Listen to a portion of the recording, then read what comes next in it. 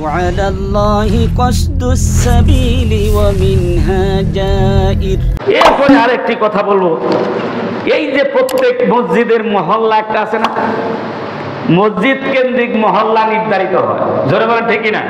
যেমন আমাদের CGS colony, এই সিজিএস কলোনির এই মসজিদ কেন্দ্রিক পুরা এলাকাটা এই মসজিদের অন্তর্গত। এবার মসজিদের মুসল্লি, এলাকার মুসল্লির এই মসজিদে নামাজ পড়বে, এবার এই মসজিদের হক, জোরে বলেন ঠিক কিনা? নিজ মহল্লার মসজিদ ব্যতীত অন্য মসজিদে গিয়ে নামাজ পড়লে নামাজ হবে কিনা, ঠিক কিনা? এর উত্তর হচ্ছে, স্বাভাবিক অবস্থায় মহল্লার মসজিদ ছেড়ে মহল্লার বাইরের মসজিদে গিয়ে নামাজ পড়া উচিত নয়, এটা অনুচিত। মসজিদের হক আপনার। এখন অন্য কোথাও আপনি বাজারে গেছেন, ঘাটে গেছেন, সফরে গেছেন, ঠিক কিনা, দূরে গেছেন, তখন তো ভিন্ন কথা। যখন আপনি ঘরে থাকবেন, ঘর থেকে উজু করে নিজ মহল্লার মসজিদে আসবেন না বাইরে যাবেন? কথা বলে না। কোথায় যাবেন? কোথায় যাবেন? বড় করে বলতে পারেন না, আবার ছোট কেন? নিজ মহল্লার মসজিদে। বিশেষভাবে যদি মহল্লার মসজিদ ছেড়ে দূরের মসজিদে গিয়ে নামাজ পড়ার কারণে মহল্লার মসজিদ মুসল্লি হ্রাস পায়, অথবা মহল্লার মসজিদের ইমামের মনে কষ্ট পায় যে আর আমার মুসল্লিটা ফুট করে চলে গেল কি অন্য মসজিদে, তাহলে মহল্লার বাইরে গিয়ে যে কোনো মসজিদে যাওয়া তার জন্য ওজর ব্যতীত বৈধ না।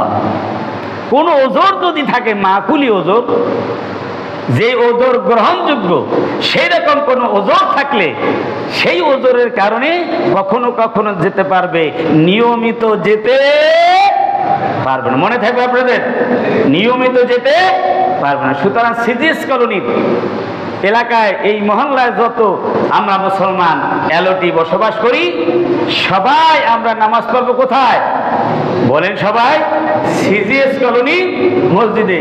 কখনো আমরা বাইরে গেলে, আমরা অফিসে গেলে, বাজারে গেলে, প্রয়োজনে গেলে দূরবর্তী জায়গায় অন্য মসজিদে আমরা নামাজ পড়তে পারবো।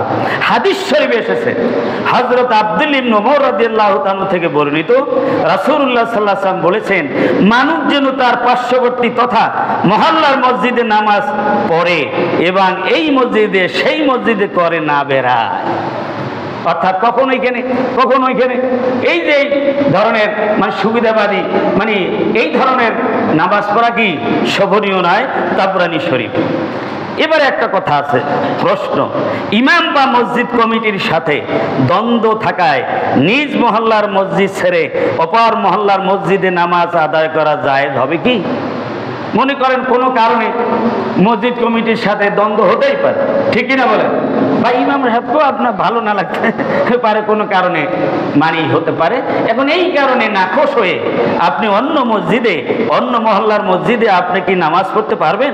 উত্তর হচ্ছে, উক্ত কারণে মহল্লার মসজিদ ত্যাগ করা যাবে না।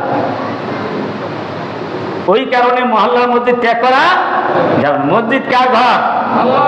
ইমাম সাহেবেরও না, কমিটিরও না। জোরে বলেন ঠিক কিনা?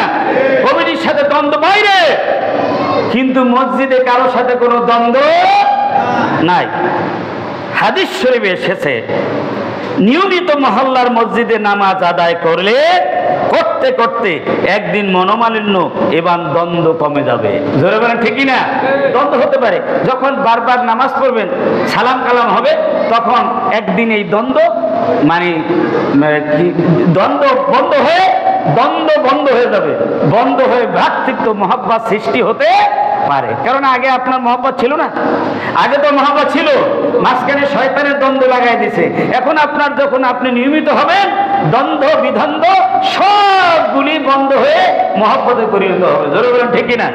হাদিস শরীফে এসেছে, ক্বালা নবী সাল্লাল্লাহু আলাইহি ওয়াসাল্লাম, লা ইয়াহিল্লু লিমুসলিমিন আইয়াহজুরা আখাহু ফাওকা সালাসিন। নবী করিম সাল্লাল্লাহু আলাইহি ওয়াসাল্লাম বলেছেন, কোন মুসলমানদের জন্য শোভনীয় নয় অন্য মুসলমান ভাইয়ের সাথে 3 দিনের অতিরিক্ত কথা বন্ধ রাখা। 3 দিন পর্যন্ত সময় দিয়েছেন। কারোর সাথে যদি দ্বন্দ্ব হয়, কথা ঝাঁটাঝাঁটি হয়, ভুল বুঝাবুঝি হয়, একটু মানুষ তো সেই মানুষের এই যে একটা মানে তার মনে কষ্ট আসলো বা একটা ক্ষোভ আসলো, এইটা ক্ষোভ প্রশমিত হতে 3 দিন সময় লাগবে। কতক্ষণ লাগবে? 3 দিনের পর জারি রাখা এটা শয়তানের কাজ। জোরে বলেন ঠিক কি না? সুতরাং ইয়ালতাকিয়ানে ফায়ারিদু হাদা ওয়া ইয়ারিদু হাদা, দুইজনের সাথে সাক্ষাৎ হলো আর একজন এদিক ফিরে থাকলো আর একজন এদিক ফিরে থাকলো, এটা ঠিক নয়। ওয়া খায়রুহুমুল্লাযী ইয়াবদাউ বিসসালাম, বরং একে অপরকে সালাম দেওয়ার জন্য অগ্রণী ভূমিকা পালন করতে হবে। এক্ষেত্রে যিনি আগে সালাম দিবেন তিনি উত্তম বলে পরিগণিত হবে। তাহলে আমি উত্তম পরিগণিত হতে চাই। জোরে বলেন ঠিক কি না? সুতরাং দ্বন্দ্ব বিধানদের কারণেও মসজিদ ছেড়ে অন্যত্র নামাজ পড়া জায়েজ হবে না। আল্লাহ সুবহানাহু ওয়া তাআলা এই সব কথাগুলি আমাদেরকে মনে রেখে আমল করার তৌফিক দান করুন। সকলে বলেন আল্লাহুম্মা আমিন। এবারে একটা সরকারি বিজ্ঞপ্তি পরে শুনানোর জন্য আমাদেরকে চিঠি দিয়েছেন চট্টগ্রাম